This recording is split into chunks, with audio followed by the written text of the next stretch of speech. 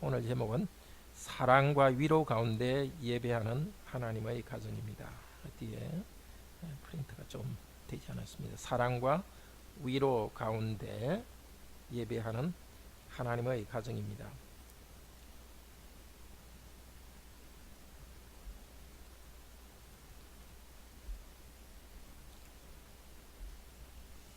우리들은 주일에도 예배드리지만 6일 동안에도 기도하고 하나님께 예배드립니다. 고린도 교회의 예배는 하나님 앞에서 예배가 아니라 사람들에게 인정받으려는, 나는 예언을 한다, 나는 방언을 한다고 인정받으려는 예배였습니다. 그런 그들에게 참 예배는 하나님과 우리가 대화를 하면서 사랑을 경험하는 것이고, 또 십자가의 복음으로 위로를 받는 것이라고 가르쳐 줍니다. 먼저 교회는 예배에서 하나님과 대화하면서 사랑을 경험합니다.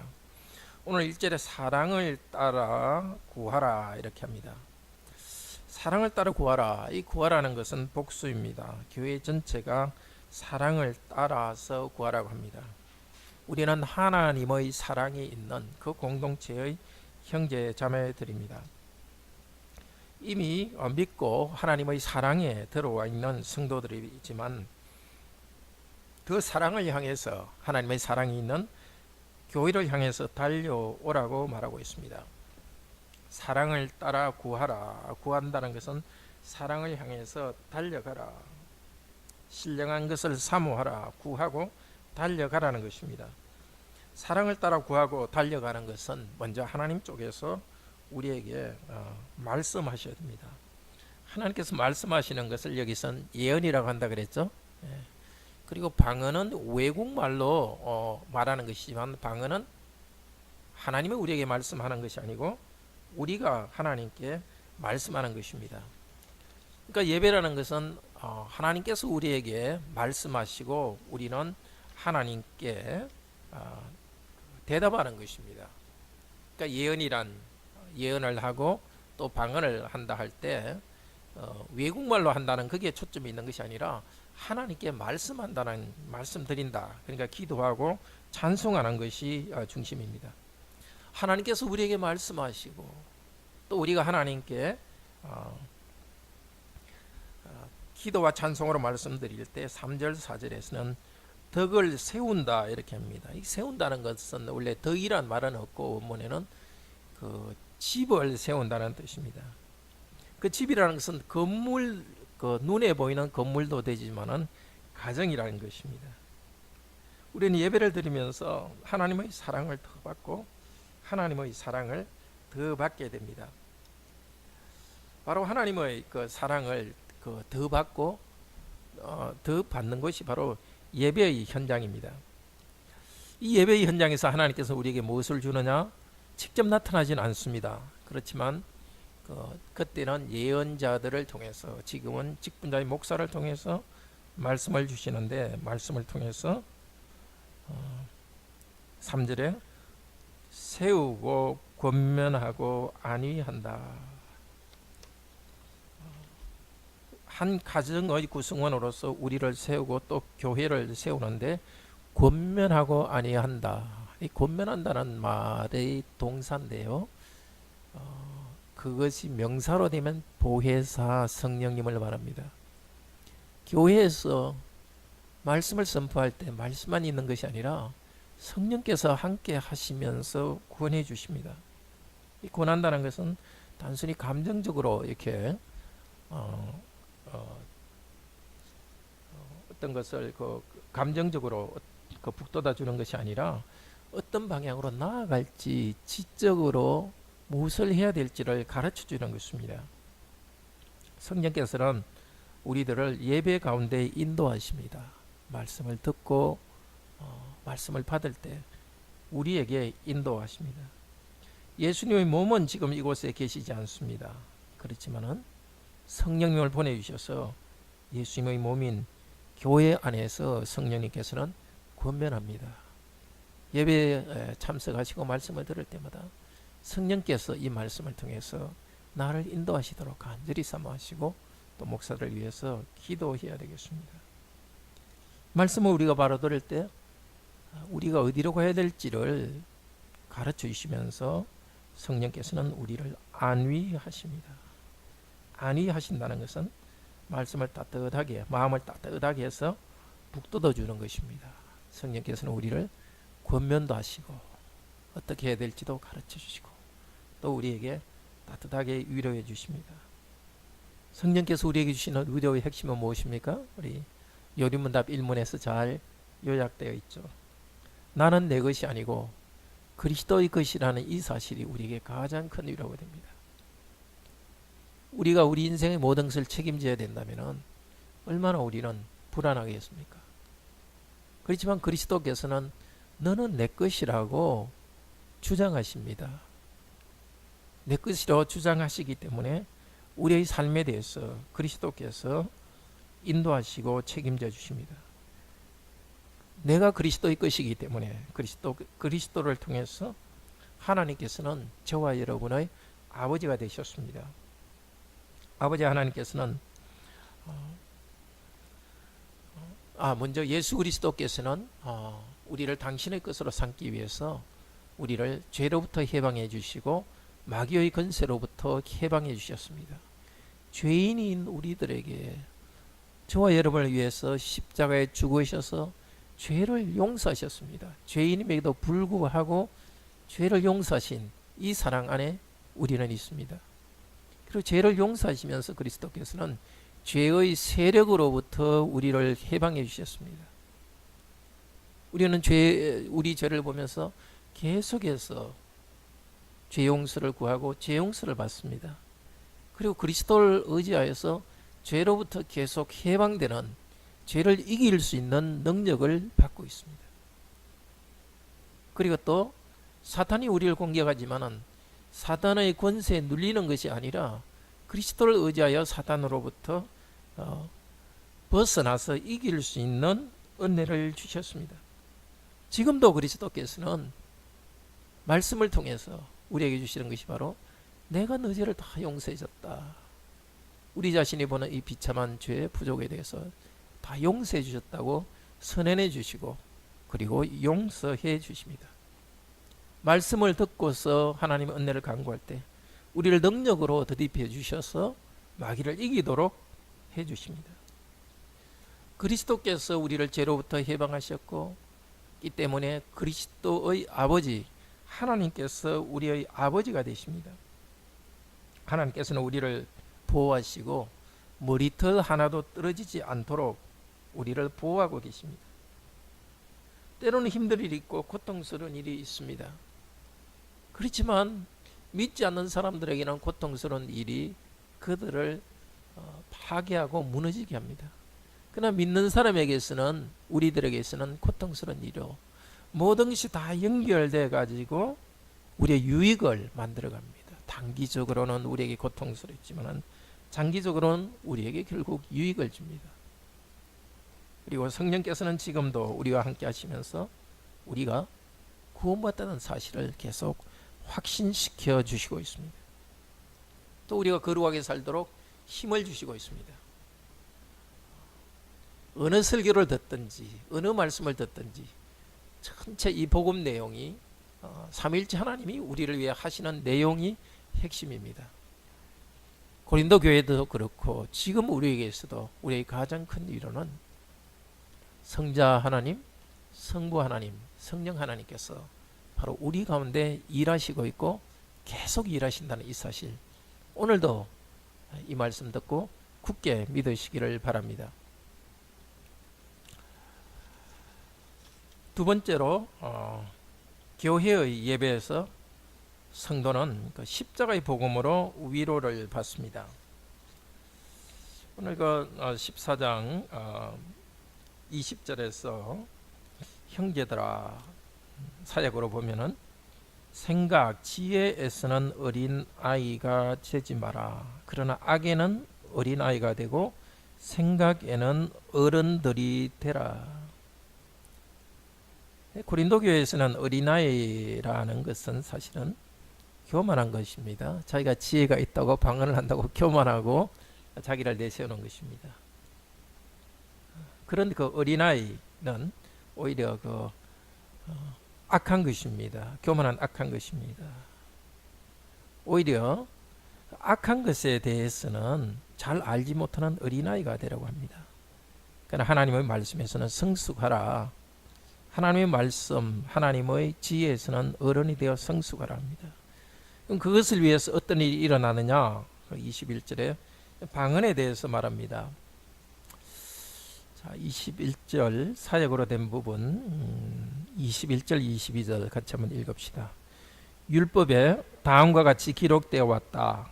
내가 다른 방언들과 다른 입술들로 이 백성에게 말하리니 또한 아무도 이와 같이 나를 듣지 아니하리라. 주께서 말하시느니라. 따라서 방언은 믿고 있는 자를 위하는 것이 아니라 믿지 않고 있는 자를 위한 표적이다. 사도가 인용하는 말씀은 이사야 28장에서 하나님께서 불순종하는 구약 백성들에게 한 말입니다. 선지자가 알아듣는 말을 해도 이스라엘 말로 말을 해도 알아듣지 못한다는 것입니다. 그들이 불순종하는 마음이 있기 때문에 알아듣는 말로 하더라도 결국 알아듣지 못하기 때문에 꼭 다른 방언, 다른 나라 방언을 말하는 것과 같이 되어버렸다는 것입니다. 회개하지 않고 하나님을 대적하는 사람들에 대해서 하나님께서 책망하며 하신 말입니다. 근데 그것을 방언과 연결시키는 것입니다. 구약 성도들이 하나님을 백성이지만 하나님의 말씀을 듣지 않기 때문에 그 내용이 마음에 들어오지 않았습니다. 마찬가지로 교회에서 방언으로 말을 하면은 방언 말하는 사람 자기는 이해하지만은 방언을 듣는 사람은 그것을 이해하지 못합니다. 마치 구약 선지자들이 복음을 전하지만은 하나님 말씀을 전하지만은 하나님 백성들은 그것은 접수를 안 하는 것과 받아들이지 않는 것과 꼭 같다는 것입니다. 그래서 방언에 대해서 이야기할 때 교회에서 방언으로 누가 기도할 때는 반드시 통역이 있도록 하라고 말했습니다. 그리고 이 방언은 그러면은 도대체 무슨 의미가 있느냐? 여러 가지 의미가 있지만 여기서 방언이라는 것은 사람들이 알지 못하는 믿지 않는 자들에 대한 하나의 정죄라는 것입니다. 구약에 있어서도 하나님 말씀을 전했지만은 믿지 않는 자들은 그것을 받아들이지 못하고 외국말 하는 것처럼 아무 유익이 되지 못했습니다. 그 사도의 시대에 방언이 있을 시대에도 그 방언으로 하고 끝나는 것은 믿지 않는 자들을 위한 하나의 심판과 같은 효과라는 것입니다. 아무 유익이 없고 죄인이 대한 심판 정도로 방언을 듣는 사람으로서 통역이 없으면 구원에 이르기 위한 복음의 유익을 유익을 전혀 받지 못합니다. 그래서 만약에 방언으로만 한다면은 23절 읽어봅시다. 사역으로. 그러므로 모든 교회가 한 곳에 함께 모여서 모두가 방언으로 말하고 있을 때 이해하지 못하는 자들 혹은 믿지 않는 자들이 들어온다면 너희를 미쳤다고 말하지 않겠는가? 듣는 사람이 아무 구원으로 들어올 수도 없고, 그래서 방언이라는 것은 그 사람들은 하나님을 믿지 않는 사람이라는 것을 선언하는, 정죄하는 역할밖에 하지 못합니다.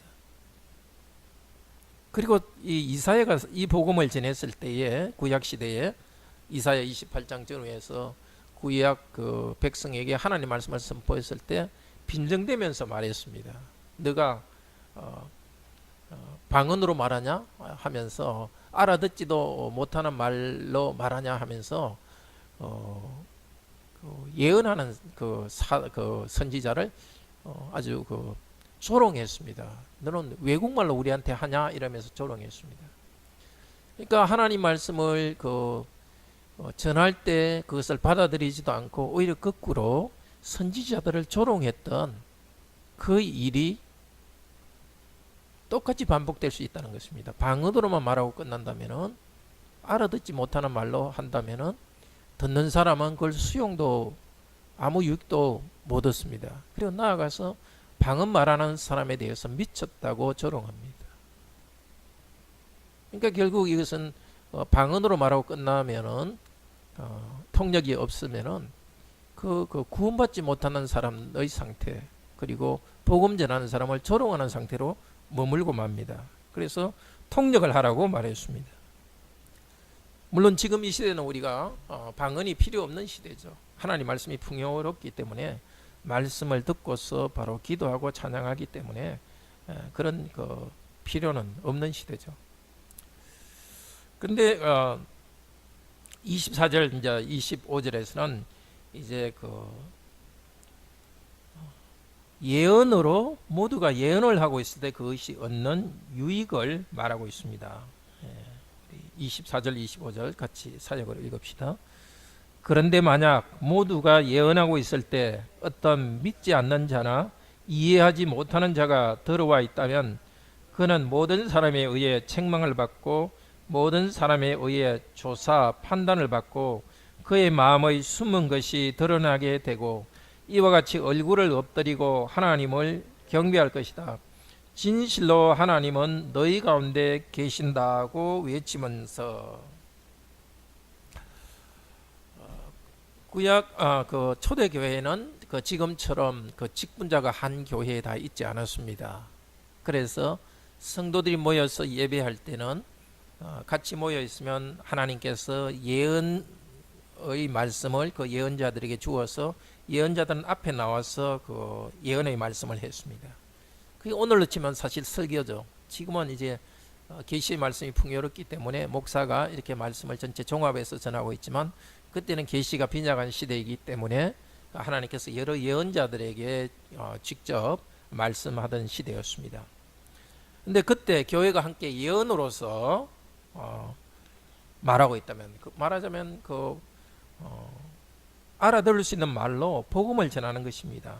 그렇게 복음을 전하면은 믿지 않는 자들이 들어와 가지고 이 말씀에 의해서 책망을 받고 판단을 받고 마음의 숨은 것이 드러난다 그랬습니다. 이것은 오늘 우리가 예배 드릴 때, 오늘 우리가 예배에서 어떤 유익을 받는가를 말해주고 있습니다. 비록 예언의 시대는 끝났고 기록된 말씀을 통해서 우리가 설교 말씀을 선포하고 듣는 이 시대이지만은 내용은 똑같이 되는 것입니다. 믿지 않는 자나 이해하지 못하는 자가 유익을 받습니다. 또 예언은 믿는 자들을 위한 것이라고 했죠.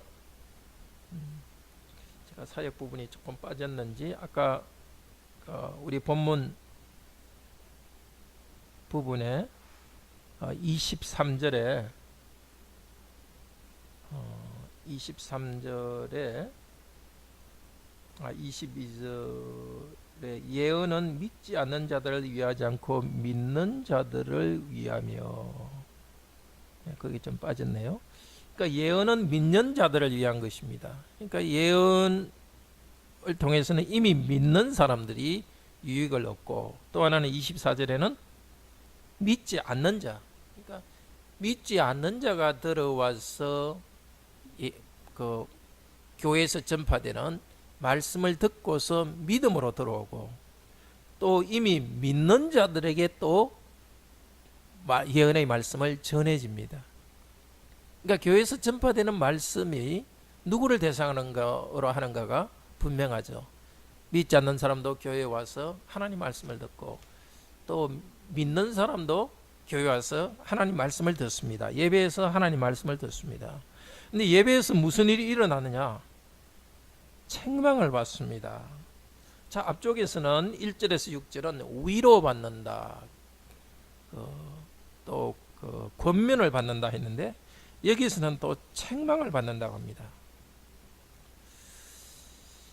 그렇습니다. 우리가 참으로 위로를 받기 위해서는 책망을 받아야 합니다. 참 예배는 예언적 말씀이 선포될 때는 책망을 받고 자기 양심에 숨은 것이, 마음에 숨은 것이 드러나게 됩니다. 그러면 어떻게 해야 되겠습니까?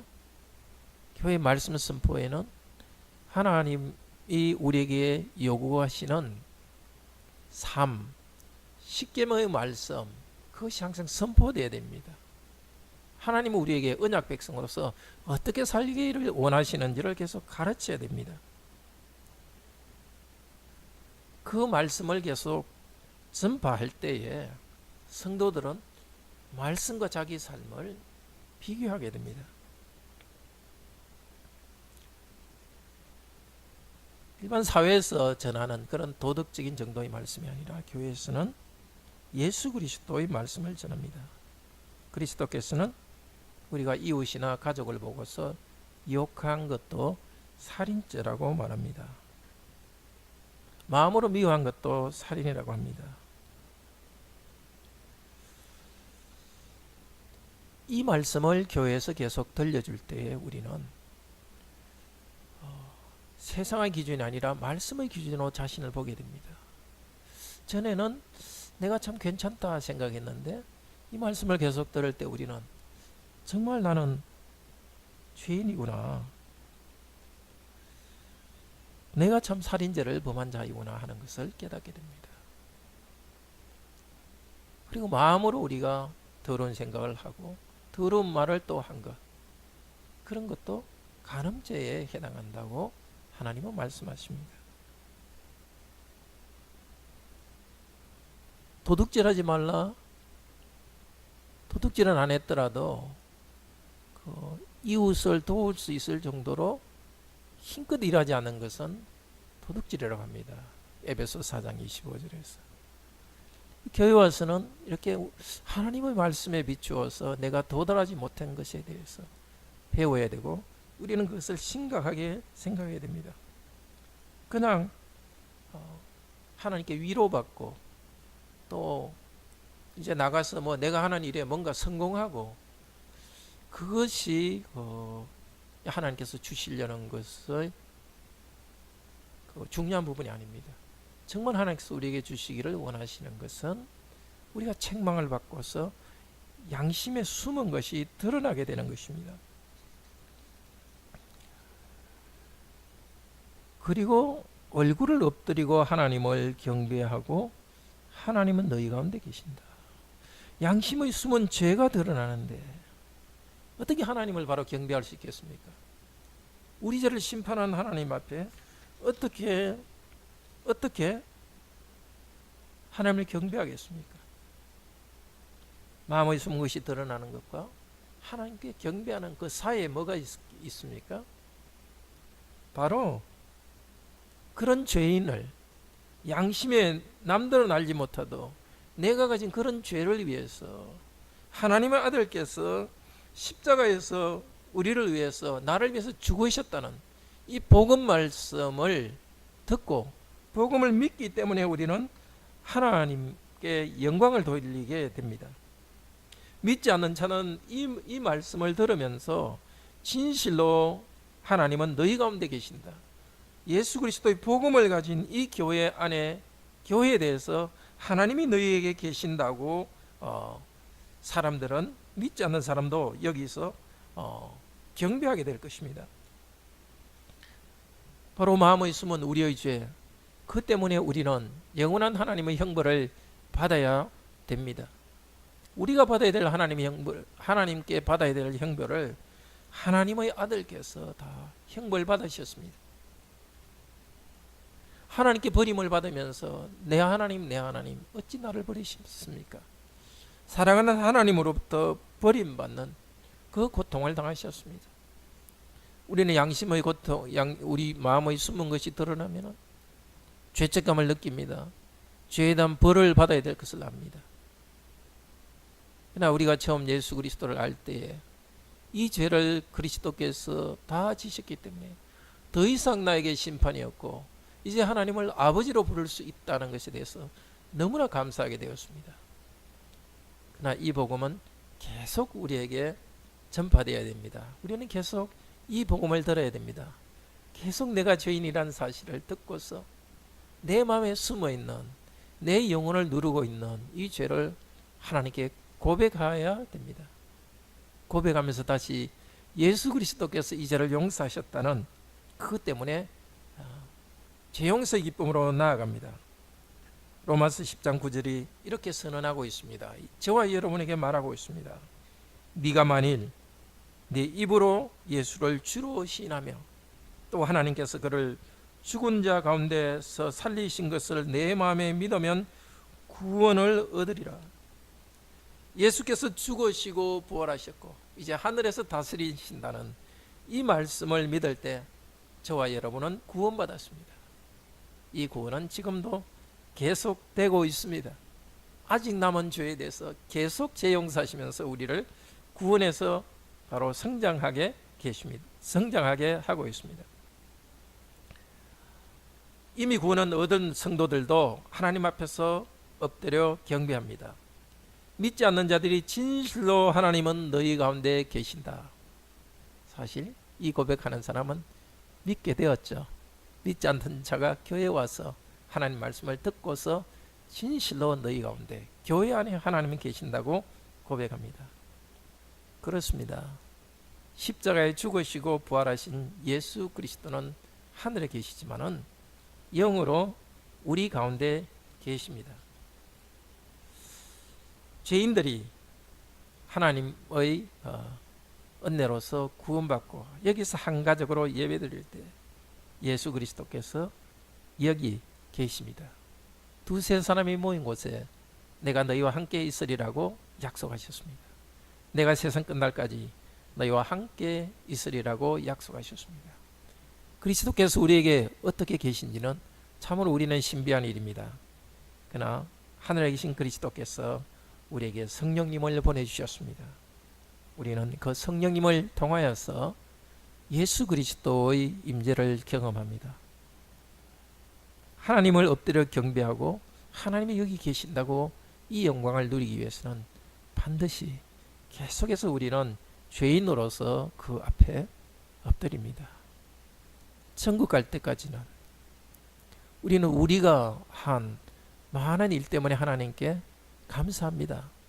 그렇지만 우리가 하나님께 하나님의 영광을 감사 찬양하는 것은 이런 죄인인 나를 이 특권으로 불러주셨다는 이 사실 때문에 하나님께 영광 돌립니다. 이런 죄인 가운데, 이런 죄인이 모인 이 가운데 하나님이 계신다는 것 때문에 우리는 하나님께 경배합니다. 계속해서 우리의 하나님께 경배하는 우리의 내용이, 감사하는 내용이 우리 죄를 용서하시고 거룩한 분인데 우리와 함께 계시는 그분 때문에 하나님을 경배하기를 바랍니다. 아버지 하나님께서 우리가 이 땅에 필요한 것을 공급해 주셨죠. 경제적인 문제들, 우리의 진로도 열어주시고 참으로 은혜 주셨습니다. 그것도 당연히 감사할 일입니다. 정말 우리가 감사하고 경배할 이러한 죄인인 나와 함께 하시는 그 하나님, 죄인인 나를 구원하신 그 하나님, 지금도 함께 하시는 예수 그리스도와 성령님, 그 앞에 엎드려 경배하도록 합시다. 이렇게 경배하도록 십자가의 복음으로 위로를 받게 하기 위해서 하나님께서는 은혜의 말씀을 계속 선언해 주십니다. 고린도 전서 1장 1절에서 3절 같이 보겠습니다.